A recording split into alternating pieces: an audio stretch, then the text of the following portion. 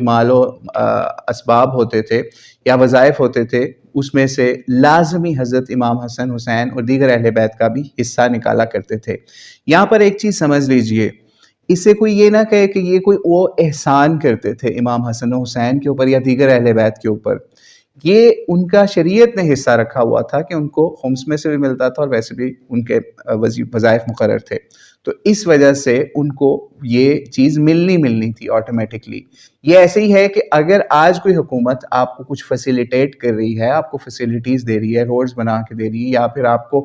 کوئی اور ہیلتھ کا، ایجوکیشن کا کوئی ایسا بینیفٹ دے رہی ہے، تو اس کا یہ مطلب نہیں ہے وہ آپ کے اوپر کوئی احسان کر رہے ہیں، ان کے باپ کی جاگیر نہیں ہے وہ حکومت، ٹھیک ہے؟ نبی علیہ السلام کی طرف سے یہ حکومت اگر یا پھر ان کو ملے گی، خلفاء کو، خلفائے راشدین کو بھی یا دیگر بعد میں بھی جو خلفائے بادشاہوں کو بھی،